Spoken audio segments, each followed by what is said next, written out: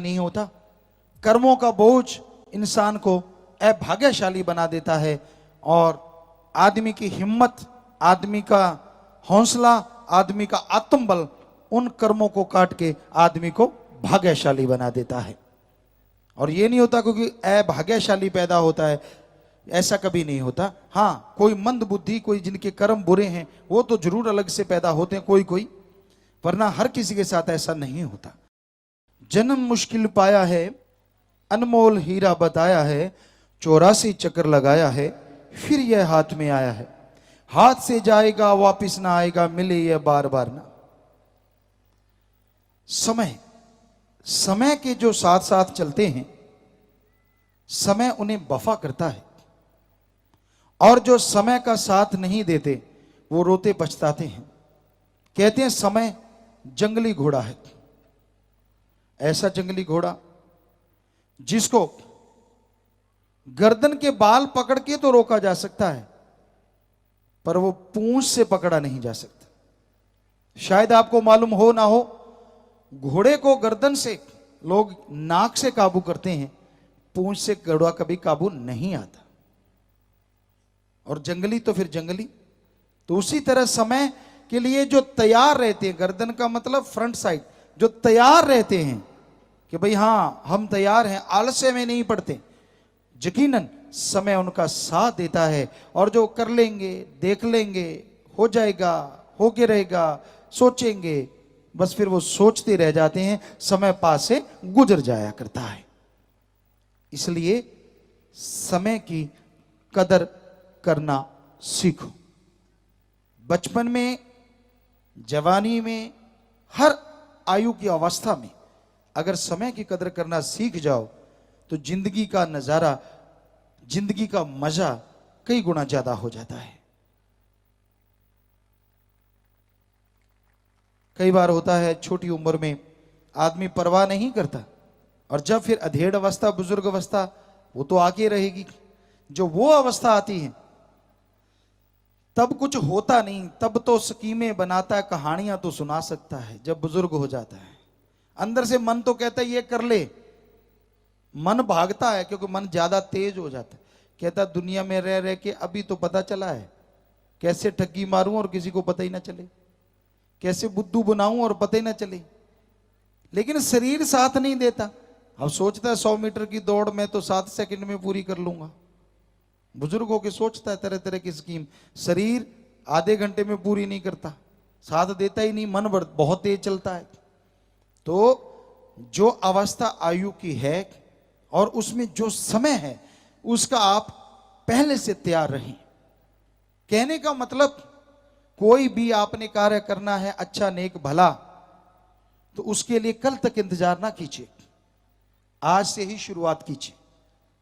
ईश्वर का नाम जपना है, जपूंगा, देख लूंगा, करेंगे। एक सज्जन ने हमें चिट्ठी लिखी, बड़ी ही रोचक, आपको सुनाते हैं थोड़ा सा उसका अंश। कहता गुरुजी मैंने सोचा मन यानी नेगेटिव जो अंदर पावर है और आत्मा जो पॉजिटिव, कि हे मन मैं सुमरण करूंगा, भक्ति कल हटा के दिखाना। कहता मैंने सत्संग से आपसे सुना था कि आलस्य कम आता है अगर शाम को आधी रोटी की भूख रख लो, कम खाना खाओ। कहता ले मैंने सोचा भाई 2 खाता हूं, शाम को 1 ही खाऊंगा, कि मन दीवाने 1 ही खाऊंगा, दोपहर की बात है। कहता मैंने ये निश्चय कर लिया। कहता गुरुजी जैसे जैसे शाम आई भूख कई गुना ज्यादा बढ़ने लगी, पहले कभी नहीं लगी थी ऐसी भूख, क्योंकि मन का काम है। जैसे खाने का टाइम आया, सब्जियां घरवाली बनाती थी, आज भी उसी ने बनाई थी, पहले कभी स्वाद नहीं लगी, उस दिन इतनी स्वाद, 36 प्रकार का भोजन लगे। मन अंदर से आवाज देता है अरे काहे का परन, तूने कोई कसम खाई है, कहीं लिख के दिया पर नोट, अंदर सोचा था ना आज इतना स्वादिष्ट भोजन है, ये वाला कल से शुरू कर लेंगे तेरा प्रोग्राम, आज खा ले। कहता है 1 की जगह में 4 रगड़ गया, कभी नहीं खाई, 2 ही खाता था, इतनी भूख लगी। कहता है फिर सो गया। बाद में ख्याल आया हो ये तो मन नेगेटिव पावर जीत गया, मैं तो हार गया। कहता कोई बात नहीं, सुबह तो उठूंगा ही उठूंगा, हे मेरे मालिक, हे राम मुझे याद उठा देना। मालिक ने अपना काम कर दिया, 4 बजे जाग आ गई, 5 मिनट पहले मन कहता है मूर्ख। मैंने कहा हाँ। कहता 5 मिनट पड़े हैं, इस करबट सोए काफी देर हो गई, अब इस करबट सो ले, 5 मिनट भगवान को ज्यादा देने का फायदा। कहते मैंने कहा बात तो ठीक है।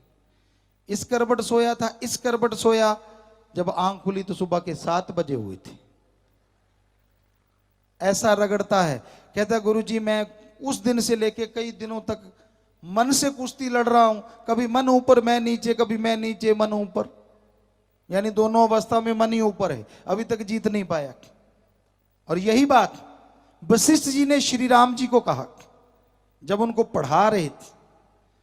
हे राम, अगर कोई कहे ना कि सारे समुद्रों का पानी पी लिया, हालांकि ये बात असंभव है, कोई मानी नहीं जा सकती, पर मैं एक क्षण के लिए मान लूंगा, शायद किसी ने ऐसा कर लिया होगा।